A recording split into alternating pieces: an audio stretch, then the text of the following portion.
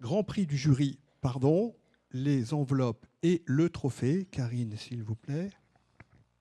Et je vais laisser le soin à Jean-Luc Berthier de nous dire qui est le grand prix du jury.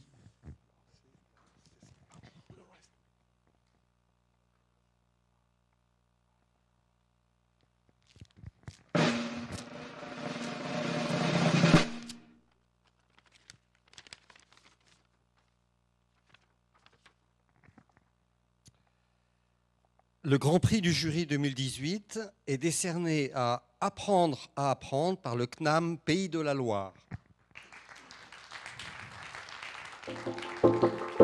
Madame Van Asten.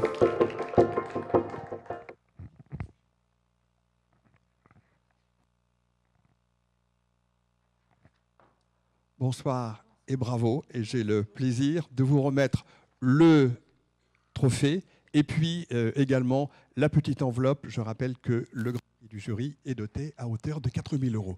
Grand bravo, mais parlez-nous un peu de votre projet et de votre travail. Merci beaucoup. Merci pour cette récompense. Merci aux membres du jury parce que je pense que le travail a dû être assez colossal.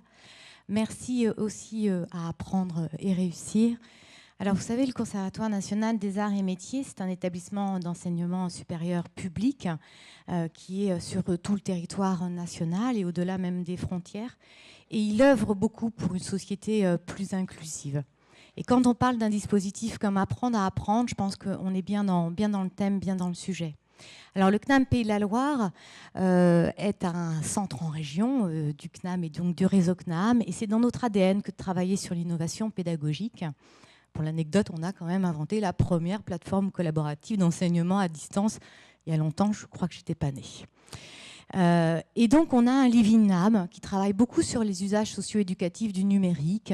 Et quand on a souhaité travailler sur Apprendre à apprendre, on est parti d'une idée que vous avez tous en tête. On apprend tous et partout et en tout temps. Faut-il encore avoir les clés de compréhension de ces mécanismes d'apprentissage pour être plus à l'aise dans ces apprentissages multiples. Donc on a travaillé sur un dispositif qui a une triple dimension, une dimension existentielle où on se questionne sur ces mécanismes d'apprentissage. Vous avez raison de dire qu'on travaille sur les stratégies d'apprentissage. Et puis une dimension formative où on fait les liens entre les apprentissages informels, non formels et formels. Et puis une dimension, une démarche qui là est capitalistique où le but du jeu évidemment est de comprendre comment on apprend et de transférer ces mécanismes dans sa vie future. Pour ça, on a réuni 3 grandes équipes. Une équipe de responsables pédagogiques qui mettent en œuvre nos diplômes d'enseignement supérieur. Et puis une équipe spécialisée dans la réflexivité et tout ce qui est projet professionnel. Et une équipe de pédagogues qui travaillent beaucoup, notamment avec le Living Lab. 711 alternants sont passés dans ce dispositif, mais ça ne nous suffisait pas. Et d'une rencontre avec Diba Medjahed, qui est le directeur de l'école de la deuxième chance Estuaire de Loire, on a souhaité travailler ensemble pour que ce dispositif Apprendre à apprendre, qui sert nos alternants, soit à destination d'un public éloigné de l'emploi, de la qualification et des systèmes d'apprentissage, ce public qui est en fort décrochage. Sachant que sur nos alternants aussi, on a ces problématiques de décrochage et c'est pour ça qu'on a travaillé sur un dispositif comme celui-ci.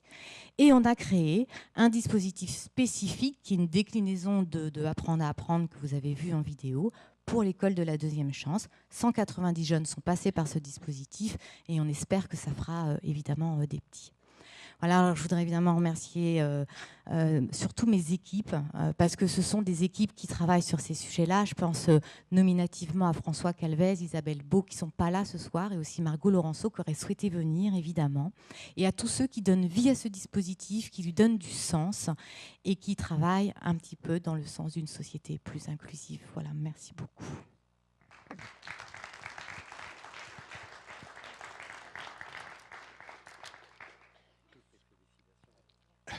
Merci. Et vous voyez, vous mesurez aux propos que vient de tenir Madame Van Asten combien effectivement ce projet-là colle vraiment à la finalité d'Apprendre et réussir.